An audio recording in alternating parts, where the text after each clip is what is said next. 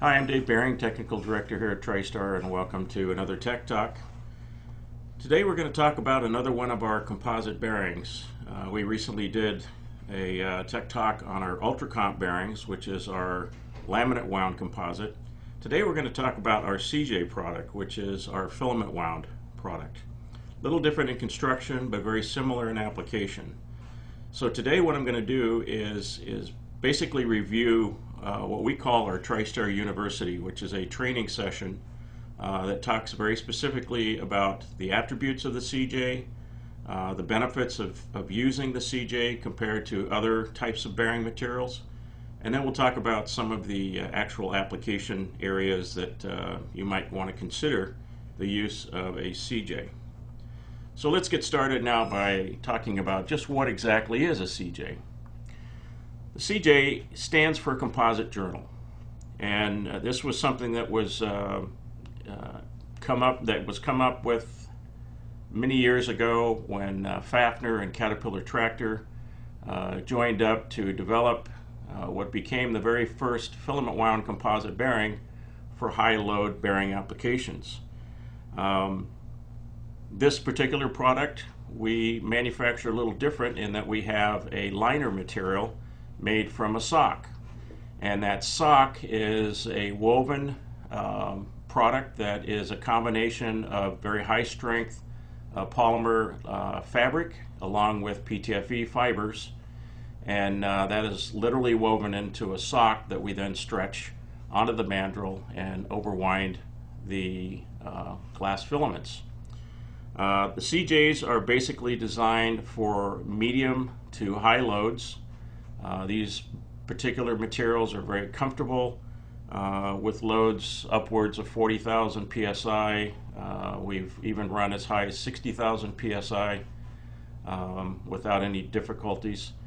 CJ bearings are wound on a precision mandrel, and what that means is that when the process tube comes off the mandrel, it is in fact a finished inside dimension.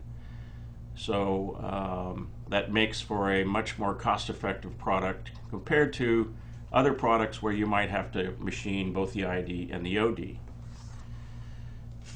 So this is kind of a view of what the CJ looks like. It's a multi-layer structure. We start, as I mentioned, with that braided liner.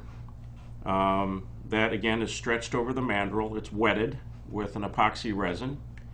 And then we start a two-part winding process using multiple strands of glass filaments.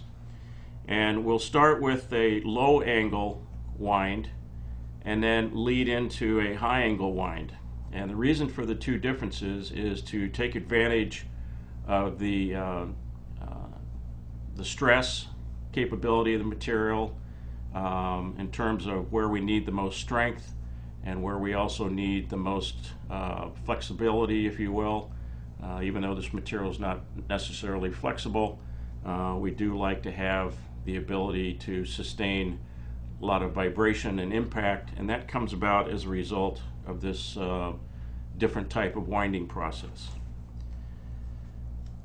Now, when we talk about the CJ material attributes, our design is basically built around a 35,000 psi static load, 50,000 psi if it's in room temperature conditions. But as I said earlier, this material is really capable of going to 60,000 and beyond. We try and design, just like we do with our UltraComp, we try and design around a fairly conservative number. So in dynamic and static conditions, we go a little bit lower than what we know the actual capacity is. So if you have an application where you think you might be exceeding this 35,000 psi and pushing it up in the 40, 50, 60,000 psi range, just talk to us and let's look at some of the other parameters you're dealing with, because it's very, very possible that in certain conditions we can go to much higher loads. The dynamic design load for the CJ is 15,000 psi. And again, we're talking here conservative numbers, but we want to be sure and take all of the different conditions into consideration as we look at the loads and speeds and temperatures and so forth. Now, the typical failure mode of a CJ bearing is a very slow, steady crush. We rarely see a catastrophic splintering failure like you might see with some other materials that are either similar in look or just a different type of polymer binder that is much more brittle. The CJ material is very, very strong, but it's also very, very capable of handling very significant impact and vibration. In fact, the impact strength of this material is up over 15, which is multiple times better than traditional cast nylons and things like that are used in outdoor bearing applications. The deflection at 35,000 psi of the CJ is about 5 thousandths, and then the permanent set at that load is 2 thousandths. At 70,000, the deflection is 12 thousandths, and then the permanent set is only 4 thousandths. So you can see that the material does have some elastic value, some memory capability, because it will come back from its maximum deformation and return back to a memorized point.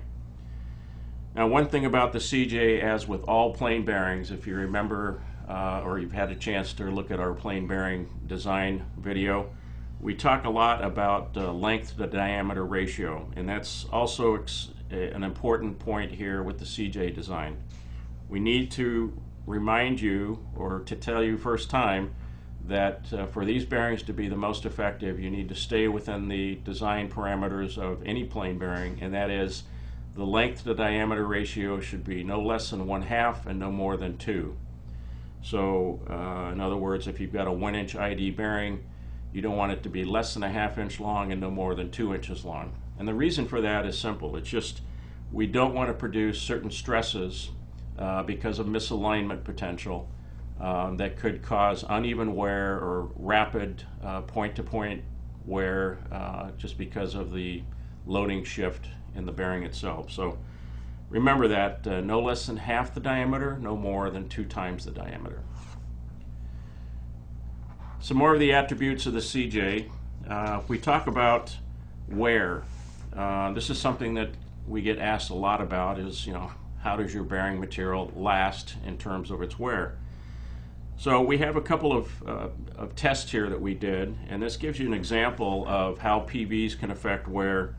And this happens to be an unlubricated oscillating application. And you can see here that at the lower loads, 229 psi at 43.6 feet per minute, our K factor, or our wear factor, is 9.6 times 10 to the minus 10. Now, if you step up to the next layer at 4,900 psi, substantially higher load, but a much lower speed, our wear factor drops all the way down to 1.9. And then jump it up again to 15,000 psi, but a little bit more than half less speed, and you're right about the same as at 4,900 psi. 2 is our K factor. So what this is demonstrating, and this is very typical on oscillating applications, is that this product, the CJ product, can take very high loads, but is best when it's being used at lower speeds, because this wear is a direct result of heat.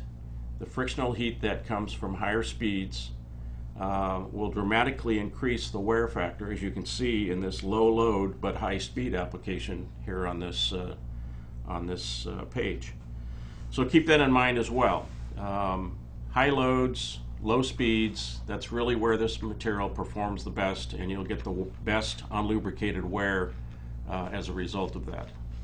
And remember too that sometimes we need to change in order to get the best wear properties. We also need to look at friction. And as I've said many times before in other presentations, one of the things that we always have to keep in mind is being sure that we don't have too much surface area, because the more surface contact area you have with polymer bearings, the more heat generation you're going to have, and heat is our biggest killer. So keep that in mind as you think about polymer bearings. And CJs or any other type of plain bearing that doesn't have lubrication. Heat is our #1 killer. So let's take a look at wear in terms of rotary applications. Again, this is unlubricated. We've got a load of 64 psi, a speed of 78.5 feet per minute, and our wear factor is 39.8. Jump down to the bottom here, we've got a load of 512 psi at 39.3 feet per minute, and our K factor drops all the way down to 12.4. Now these are still substantially higher than the oscillating application, but remember that it's all speed, it's all temperature, and that's going to directly affect the wear. So the next attribute, let's take a look at wall thickness. Now, one of the things that I hear a lot from people who aren't real familiar with plain bearings and how we design them is that they think that more material is a better potential, you get better potential life and wear.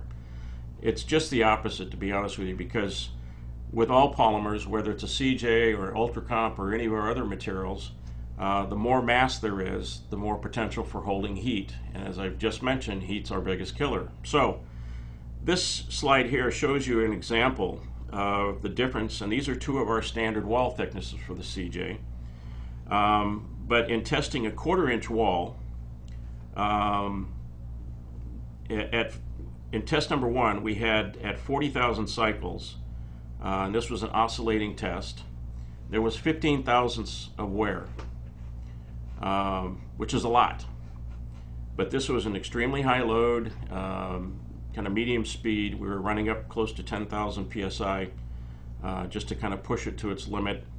But you'll notice in test 2, we also had the same amount of wear at 60,000 cycles. So the material had pretty much stabilized in terms of its wear at that 1/4 inch wall. So we got to a certain heat, that heat stayed in place. It kind of affected the wear up to a point, and then it stabilized. If you look at the 1/8 inch wall, on the other hand, in test #1 we had 18 thousandths total wear, but it was at 250,000 cycles. And then we ran another test, same conditions, and we had 15 thousandths wear at 400,000 cycles. So there's so much going on here when you talk about a plain bearing and you talk about heat.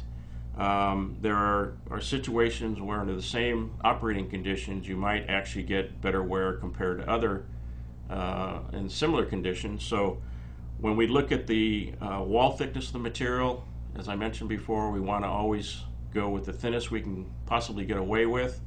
1/4 and 1/8 are probably our most standard walls. We do also make a 16th wall with the CJ product. So, and there shouldn't be, there's no need for you to consider wall thickness as being less appropriate for your application in terms of load, because a 16th wall material will hold the same load as a 1/4 inch wall. The only big difference is that there's different deformation points, and the more mass you have, the more percentage deformation, and so it all kind of comes full circle in how the material is going to wear and perform. Now, just like our other plain bearings, if you looked at our plain bearing design video, we've talked about surface finish, and the CJ, just like all other polymer bearing, really performs best when it's running between 12 and 16 RMS. You can go down as low as 8, but it's not necessary. 12 to 16 is very, very adequate. If you take the 12 to 16 here, as you can see in this chart, as being a baseline of 1, at 32 RMS, your wear is going to be 2.5 times faster. At 64, 4.8 times, and at 125 RMS, now you're in hacksaw range, and it's going to wear out 9 times faster than the 12 to 16. So surface finish, when it comes to friction and wear, is always a critical factor, and that's just as true with the CJ and the accompanying products as it is with any polymer. Now let's talk about friction. Again, we have PTFE as a component of a CJ bearing. We have an FCJ, which is a family of tape type liners or other type of liner materials that use PTFE as the primary source of lubrication. And as we've talked before, one of the tricky things about PTFE is that the higher the load, the lower the friction. So we put a little chart in here that shows you an example of how that actually manifests itself in load conditions with the CJ. The general coefficient of friction statement that we put out there is that it will run from 0.02 to 0.25. And like with all self-lubricating materials where we have to optimize the load characteristics, this is a pretty good example of how that translates in reality. At 2500 psi, our measured coefficient of friction was 0.20. At 15,000 psi, our coefficient of friction was 0.02. This is very classic of PTFE and PTFE modified materials. The higher the load, the lower the friction, and so sometimes that means we take a hard look at the size of your bearing to be sure that we are again optimizing that bearing to get the lowest possible friction. And that could be by using an FCJ and modifying the ID by putting grooves in it, by reducing the overall length of the bearing. And sometimes people get uncomfortable with that because they're used to using a certain space. But again, if you want to optimize friction, you have to kind of live by the rules. And again, I'll say it over and over again, the higher the load, the lower the friction when it comes to these types of products. Now, lubrication. The CJ and the whole family of filament wound products that we make are designed to be self-lubricating. That said, there are a lot of people who have very difficult applications in dirty environments. They feel more comfortable by either greasing or at least having a grease purge system on the bearings. And we're okay with that. We don't like it only because if you use heavy greases, that will eventually become a lapping compound and tear up the liner. So what we suggest is that if you're going to use a lube, especially if you want something for break-in or possibly corrosion control, use the lightest possible lubrication you can get away with. Lithium grease is good, but we like to stay away from the heavy moly greases, especially want to stay away from PTFE greases, things like that that just tend to grab the contamination of that can ingress into the bearing area. So it's okay to use it, but just like with any other lubricated bearings, the success of that bearing is going to depend on how well it's maintained. So if you're constantly purging that grease that's picked up a lot of contamination, then the bearing's going to hold out fine.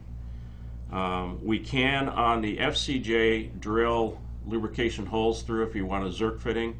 It's much more difficult to do it on the CJ because of the fiber configuration on the liner. It can be done, but you have to use very, very sharp drills, and you may very well break some of the edges on the material, so you need to be sure and clean that up on the ID. But if you're going to do that, talk to us first, because we'll be able to help you through that.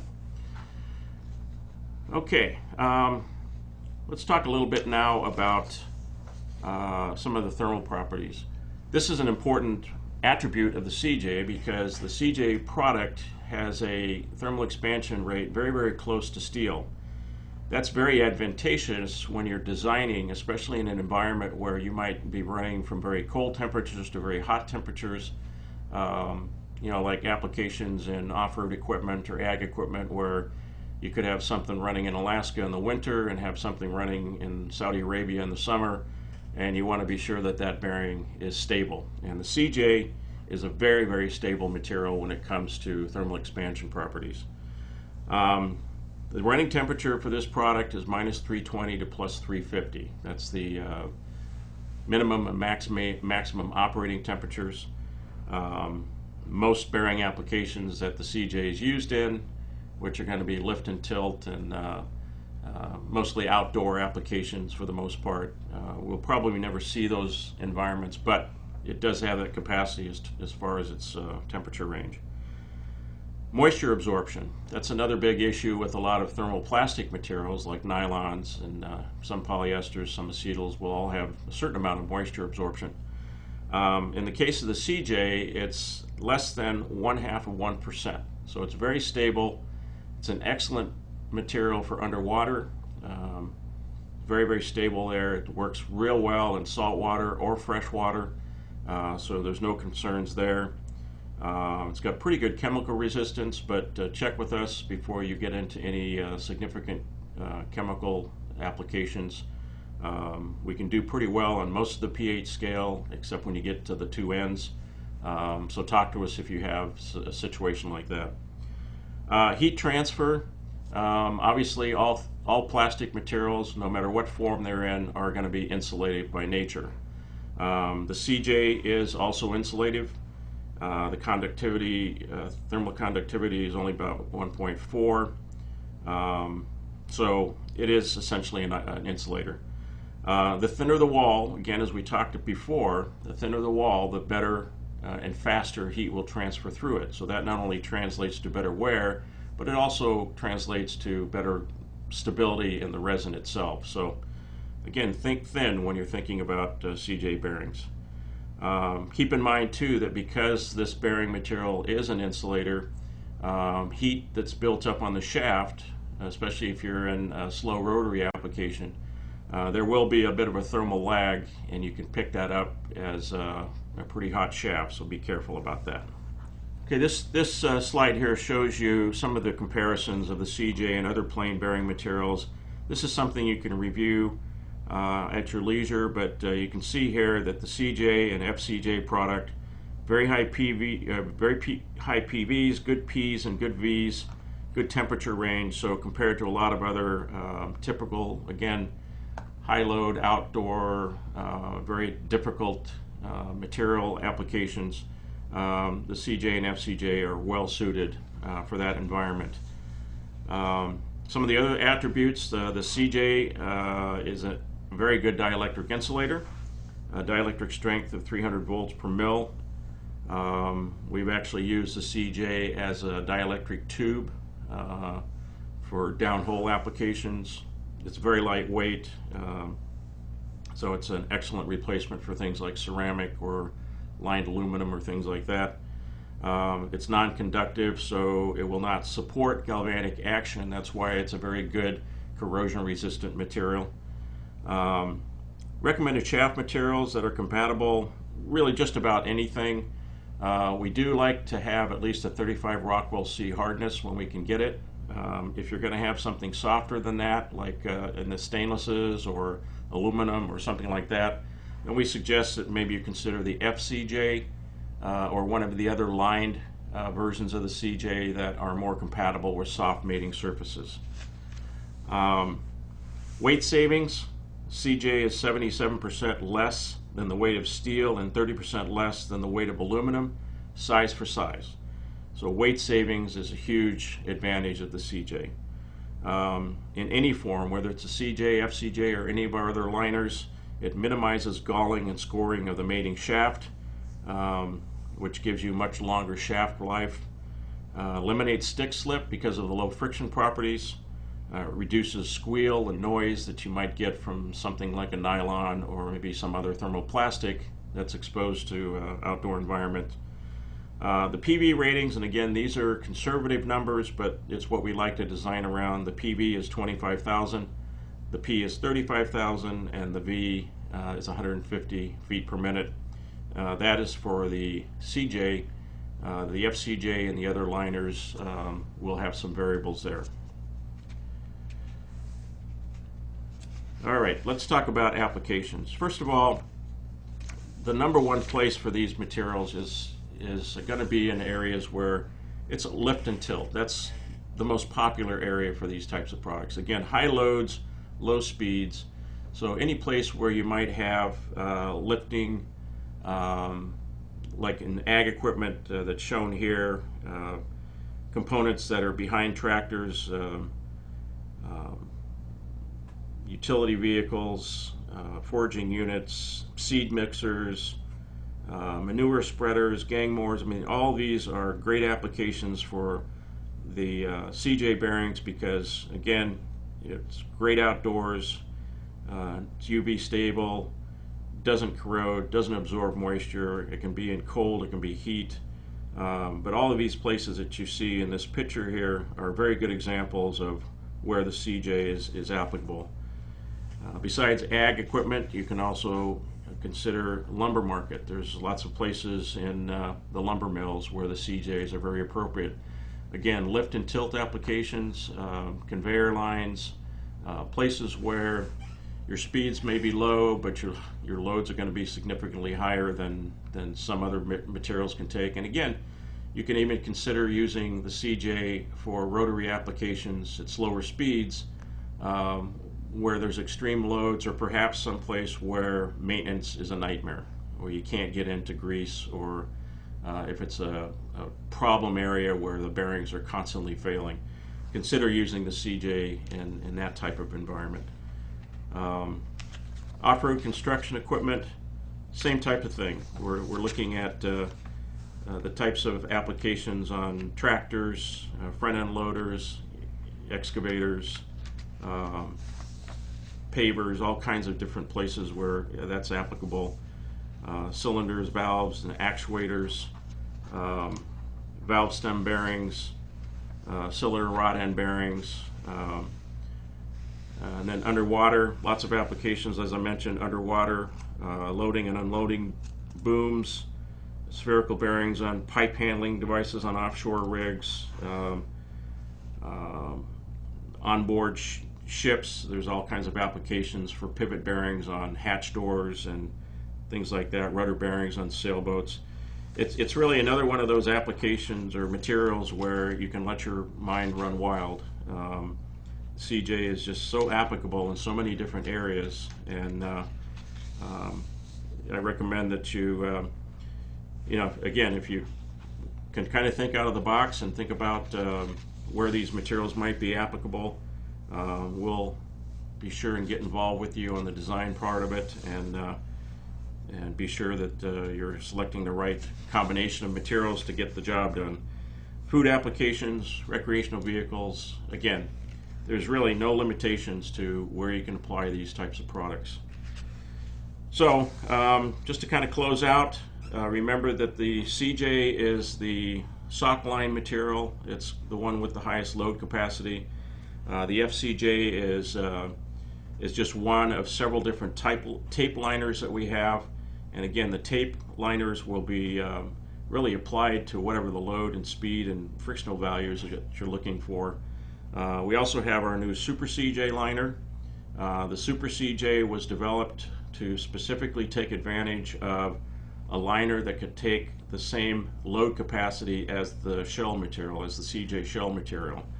So now you have a liner end shell that can take 40,000 psi and up to 400 feet per minute in unlubricated speed. So some of the other things that we're able to do for you with this product is we can make hex liners, square liners, triangular liners.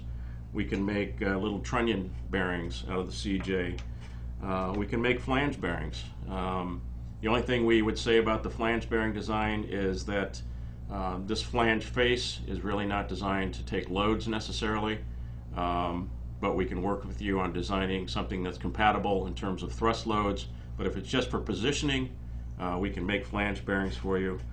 We can also incorporate other materials. This was a situation where we used our Super CJ liner on the inside, but this customer wanted very, very high strength flanges or flange bearing capacity on a roller.